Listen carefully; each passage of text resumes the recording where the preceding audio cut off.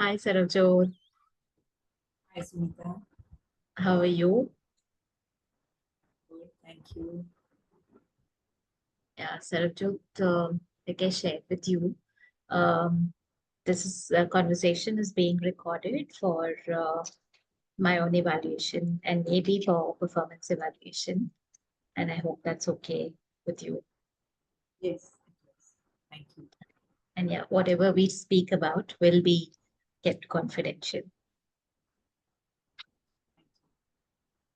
Thank you. So, what would you like to explore today? So, something that's going on in my mind of lately is I don't know whether to label it a parental concern or something, but I just thought I'd bring that up. So, it's primarily my son is going to be in his final year. He's already in his final year, so he'll be starting classes next month.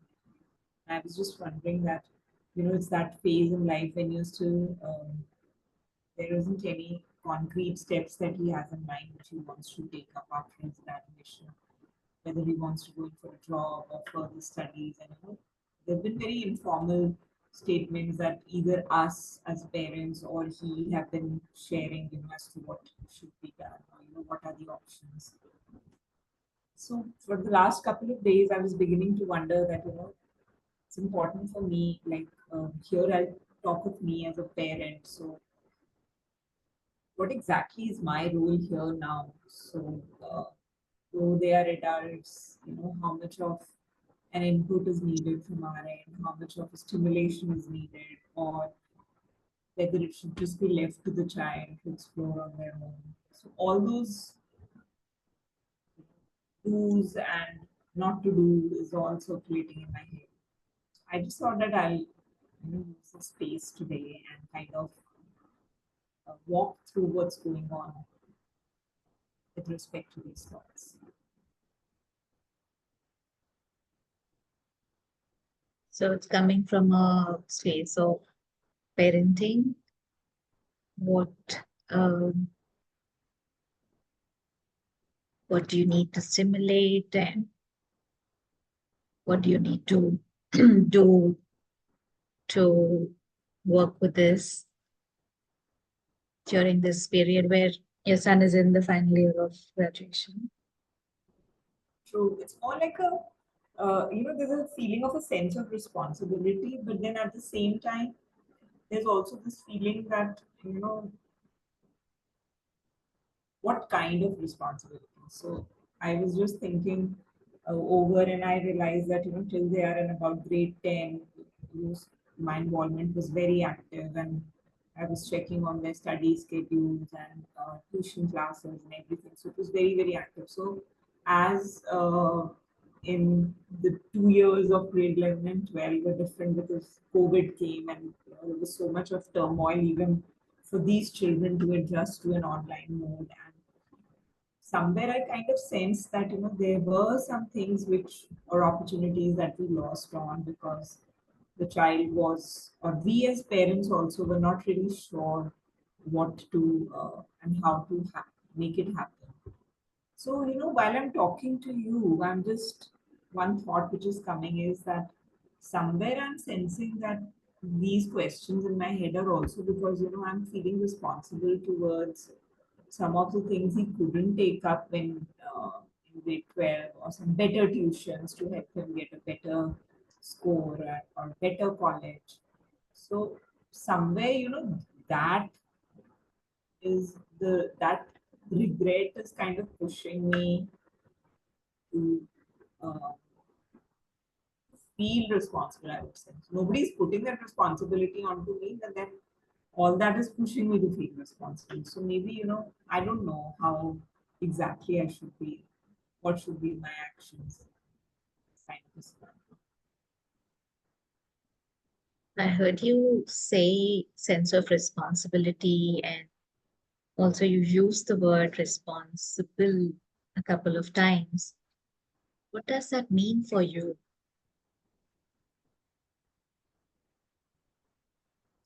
I think it means to do what I have to do.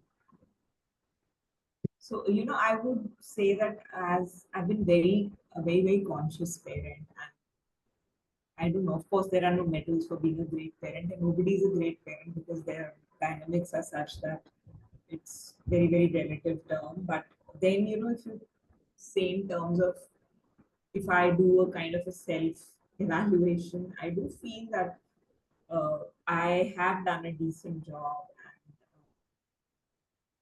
And right from the outset, it was my objective was always that instead of, yes, the kids have to be good in academics, but first they have to be really good human beings and the value systems have to be right. So, especially now that my son is an adult, I feel that yes, I think we've set the foundation right and you can see those values and those behaviors reflected in his day-to-day living. So that thread of responsibility is going from there. So, when I say I'm being responsible, probably I'm exploring that since I've been responsible so far, what more can I do now to create more awareness for the child? I heard you say in the past you have contributed to inculcating values and beliefs that are supportive. And now, what more uh, could you do to support and raise his awareness? Okay. So, we have like another 30 minutes with us. It would be a valuable objective for you to focus on during this conversation. So I think that I would like to focus on exactly this idea that the sense of responsibility that I am feeling, uh, how can I translate that into some action which sits comfortably with the child also. Because for us, he's a child, but otherwise, of course, for themselves, they treat themselves as knowing everything and being with us. He's going to turn 21, so all the more strongly, they feel more strongly about parents trying to make their way into their lives. So I just want to maybe focus on that.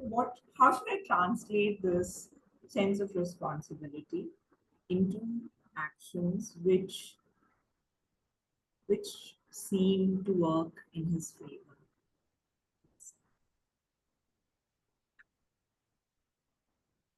How will you know that you're able to move towards being able to translate that sense of responsibility into actions by the end of this conversation? So I think I will have some to-do thing list, but not really a list. I would say some pointers as to what can, how can I act responsibly. So I'm also realizing when I'm saying this that this is more like my need. So as a part of this exploration, I'll see if something comes up around. If it's my need, how is it going to be? How to place it in a way that it doesn't seem like my need?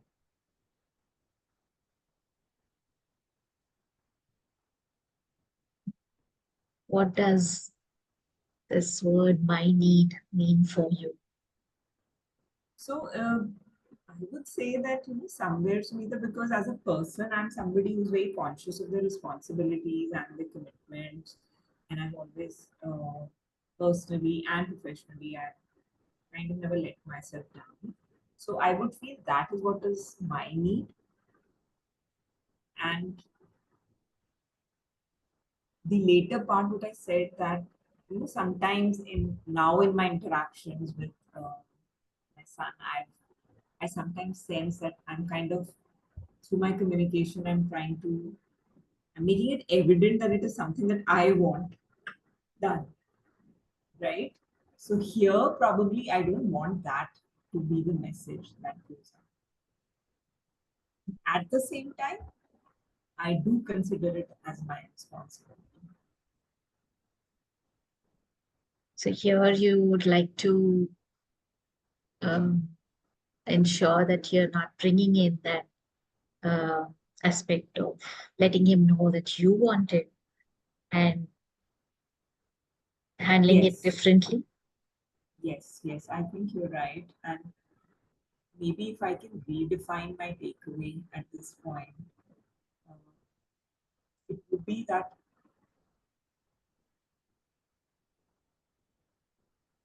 what am I doing?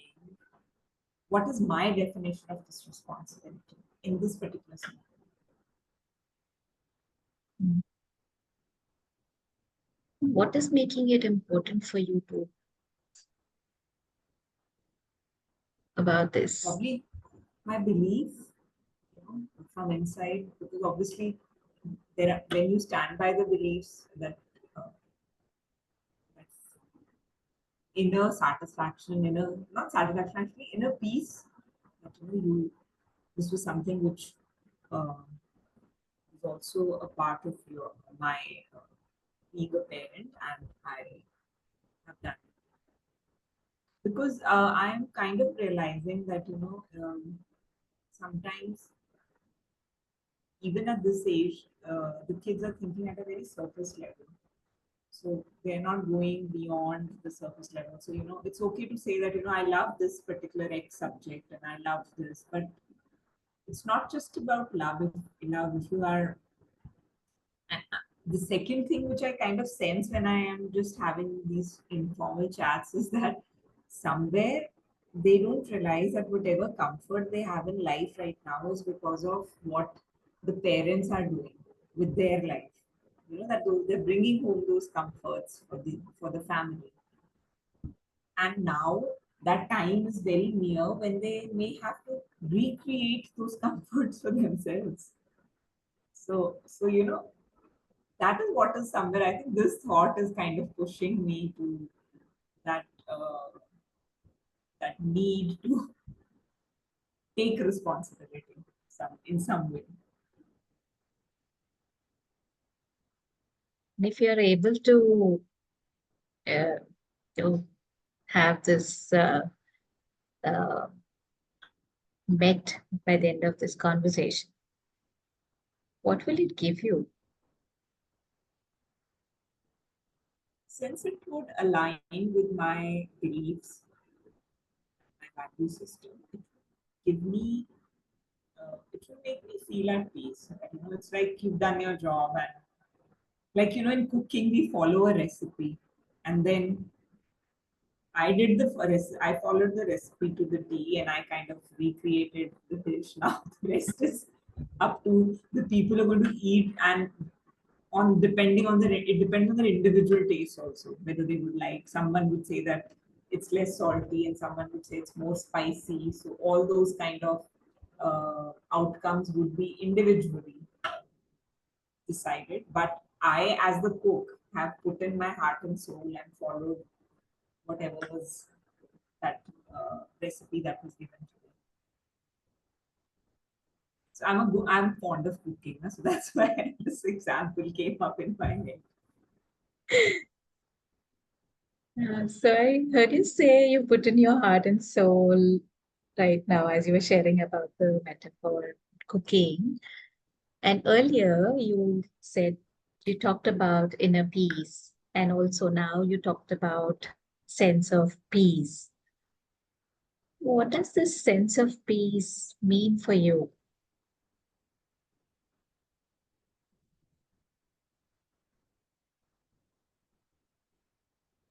I think for me, it's more like I have done everything in my abilities,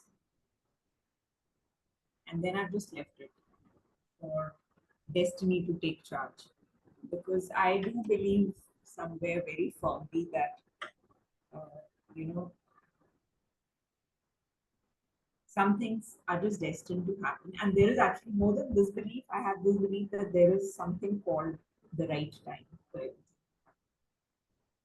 and this belief has been shaped over the years, you know, through experiences where I've been in a rush to get something, to be at some place in life, and I've just gotten angrier from inside when it hasn't.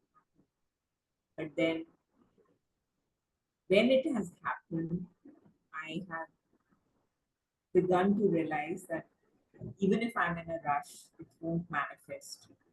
So I just have to just put in my heart and soul into it and then just leave it out into the universe.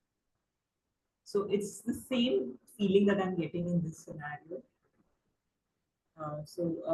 One of my favorite authors is Twinkle Khanna. So I love the style of writing and I kind of really relate with her. And she also has a son the same age as my son, the same age. So just a couple of months back, I read I think it was on her son's birthday. So she writes a column in the Times of India. I think it's a fortnightly column. So she had written that parenting is like, that gulel. So she says that, all your life you have spent in kind of trying to align that stone which you're going to hit into that bracket. And then when it is time, then it's time for you have finally set the aim, and then it's time for you to let go of that rubber. And then where that stone goes is not in your hands exactly. Despite the fact that you have focused on a target, it may hit the target, it may go left, it may go right. But then that is something which the universe will decide. So I've really kind of this stuck on with me, and I felt that the thing that is in control here, in my control, is the effort I can put of taking the responsibility and building up the input for the child, and then just leave it from there and leave it to his destiny, to my destiny, and for the universe to decide what is the right time for the outcome. I think this is what is inner peace for me. So looking at the effort that you could put and considering the metaphor that you just shared about putting the stone in the rubber and then letting it go at some point, how does that look like for you in your current situation?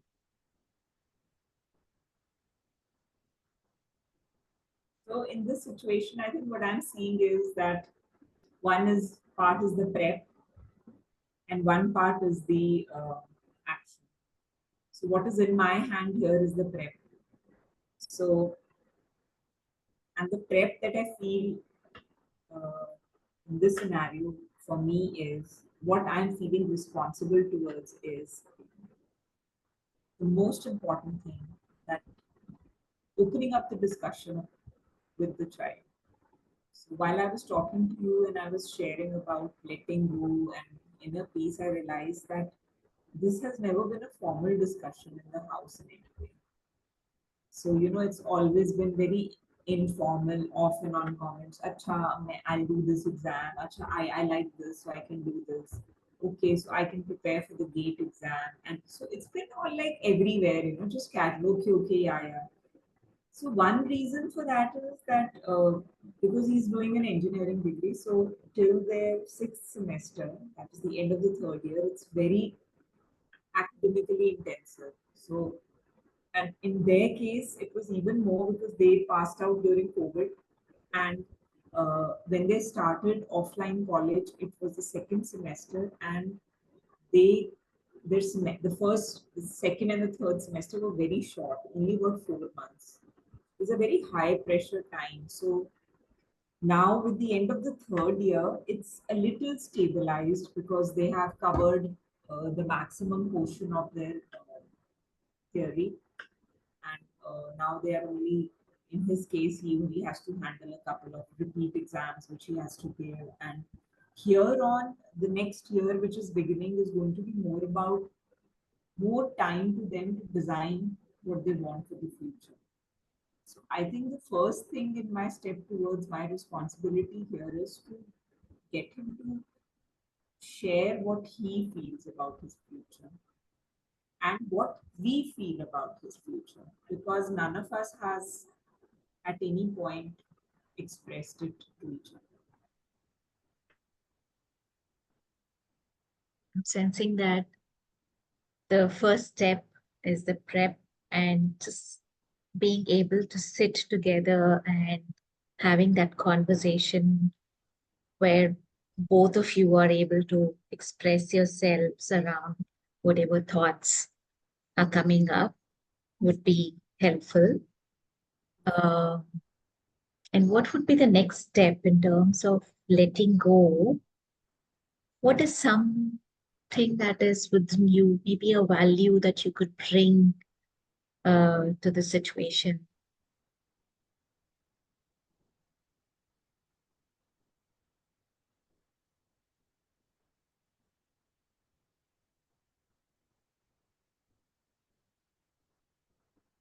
Value of freedom, I would say. I don't know whether it's a value, but I like personally, I feel very strongly about uh, freedom. That freedom in the sense that even with my children, I've given them the kind of freedom which is age appropriate, and I've really trusted them, just put them out there and just trusted them. Because somewhere that faith was always there. That, if they would sense that I have that faith in them. So I think I would like to, this would be the same value which would really come in, which I can use here, because freedom and faith. Uh, Sometimes, again, something you are a parent too, Suneeta, and I know that somewhere in you would also be sensing that it's not easy for us to, all the time we are stuck in that doubt that are they old enough, or are they, do they have adequate wisdom to tackle uh, the situations in life, and but I think that I, as a parent, have really evolved, and I very consciously uh, started to pull back on many things, not trying to control their lives. And somewhere that is always reflected very positively. So whether it is in even small little things, for example, these days a lot of youngsters get into drinking and everything, and I always used to tell my son that it's no big deal, and it's, do it at an age when you know fully, when you're fully aware of the consequences. So at this stage or age in your life, you don't know what the outcome is, and why are people doing it is also, they're all curious. It's just they're just flowing with the pressures. So I guess that now it's been almost ever since he's turned 18, he's maybe 21 now. He's comfortable, he's never really brought it out. And so I feel that when I have invested freedom, when I've given freedom with faith, it has paid.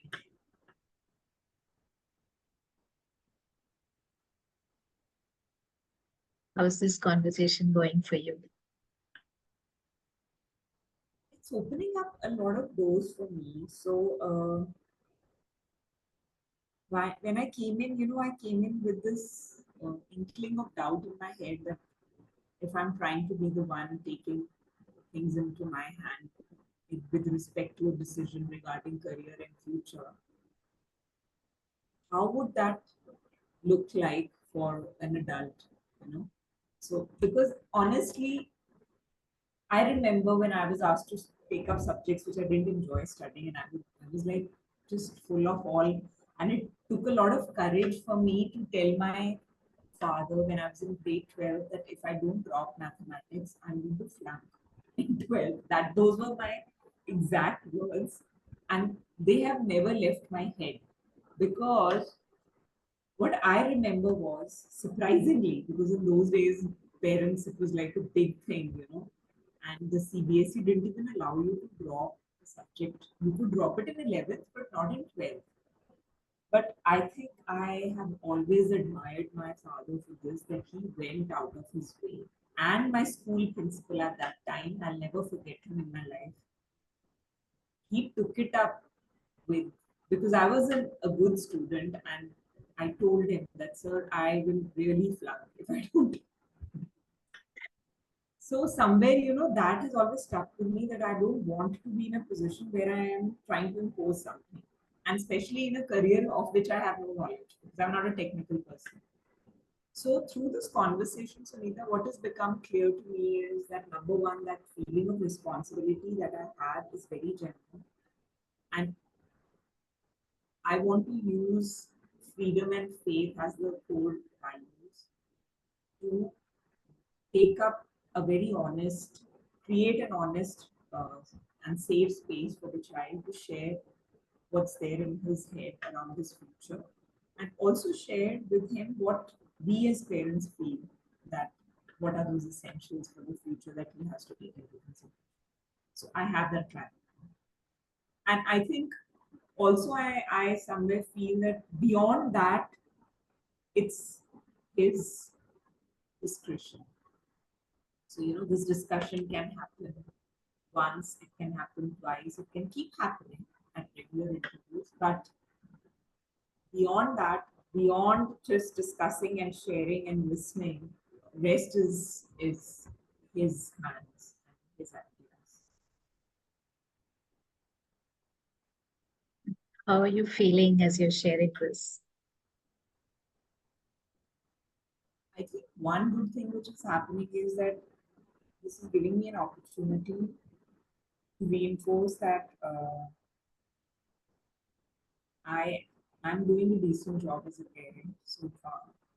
And from here on, it's important for, when you are saying the process of letting go can either be just like this, or it can also be like a bud, when it is transforming to become a flower very slowly, very slowly, very slowly.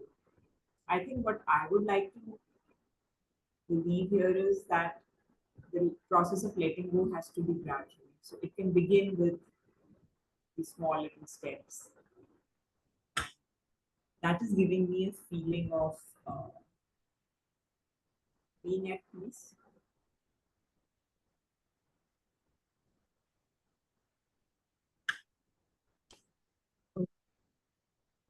What would you like to do now next in terms of the insights that you've got so far? So I think that it's been a fruitful exploration for me, and the first thing that I want to do is to immediately talk to the son and his dad and set up a time in which we can actually sit down and make it a formal discussion, because sometimes informally the other family members also get involved. Things just become more complex and everyone has their own ideas, and especially grandparents are not used to the idea of letting these decisions be left on to kids, so they are still in that uh, thought process that it's the parents' duty to decide what the child has to do, including the job he should say yes to. So I think the first thing I'm going to do is set up a time to have this discussion, because we have vacations going on. So I think this is like a golden opportunity. Let it go. That's the first thing I'll do. And then I think I would just put this as the first step. And then maybe after that discussion has happened, we can meet up again, and I can share what has opened up, and what could be done further. How I can take the inputs and move on. And sometimes it may just happen that the first discussion itself brings in so much clarity that we know where things are headed. As you were sharing about the conversation and just the three of you, and when you were sharing about other people getting involved, sometimes it kind of goes in a different direction. And the subsequent sentence, there was some shift in energy and the tonality. What was happening then?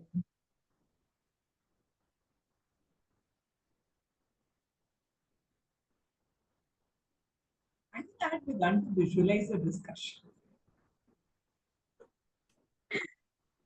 So suddenly, because such serious discussion they're not used to. So I was kind of trying to visualize a discussion and what could be his reaction. And then it also struck me that I need to not make it seem like a punishment sorts, or something where that person has been put in a spotlight. So I just kind of felt that he's very fond of eating. He's a big foodie, and he eats and then he gets his stomach upset. So half the year we are struggling with this. So, but I was just thinking that maybe we can plan to go out and be in an informal setting and then bring this topic up. So it would give us space, as in it would just be the three of us, and as well as it wouldn't sound too stressful. So probably that was going on somewhere in the back of my mind. Be stressful for who?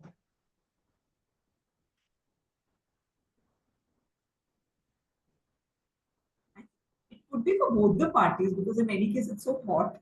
As it is, the weather is so hot, and then nobody, getting them to come to one point where we have a very agenda-based discussion. So probably somewhere.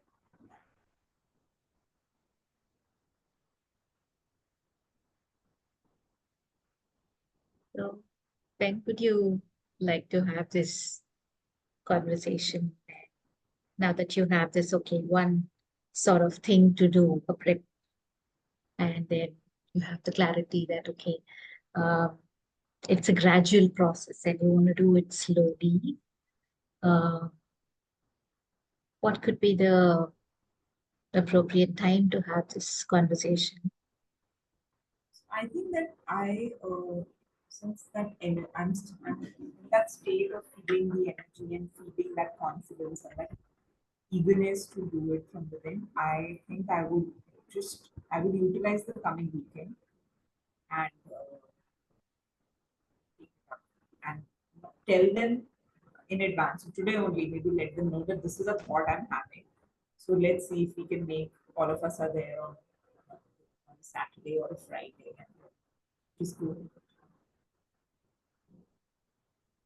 I also heard you say like you haven't had this kind of conversations earlier and you want to do it in an informal setting for a certain reason. What support might you need as you go ahead and have this conversation?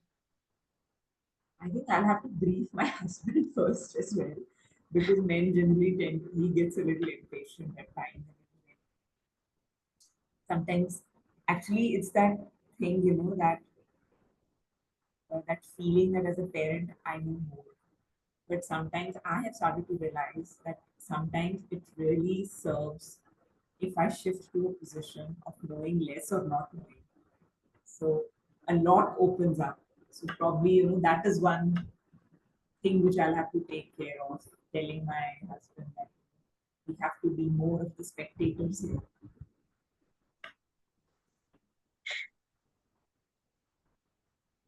And what is the strength that's within you that could help you to move forward and have this conversation?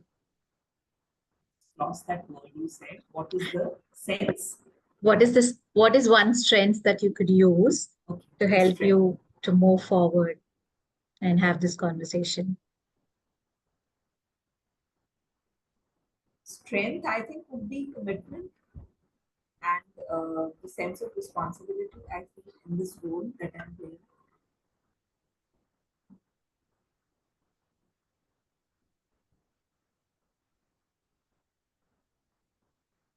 Commitment and sense of responsibility. Okay, where are we now with regards to uh, what you wanted to take away from this conversation? I'm in a good space, Suneeta. I have a pretty clear view. Like I said, I was already imagining the setting of the conversation. So it's like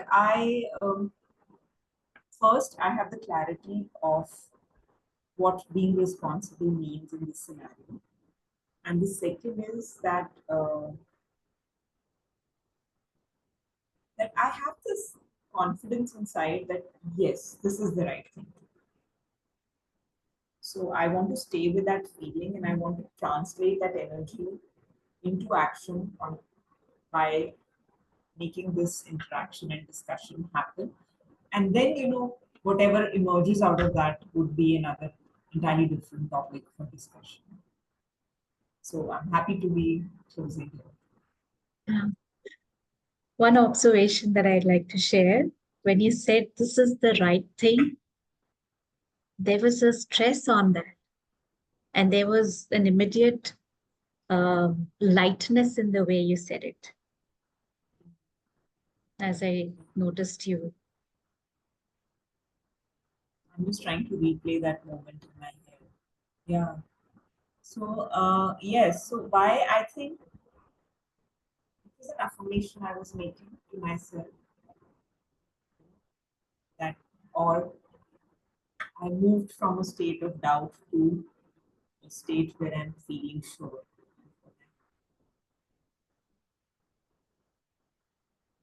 So, there are very few times, in my life so far that I have to ponder over decisions.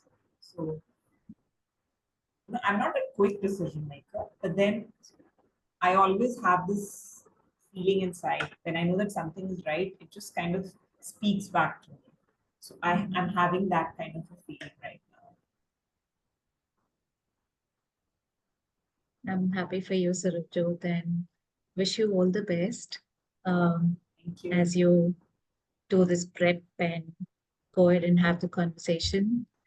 Um, really want to acknowledge you for coming in here and having this conversation.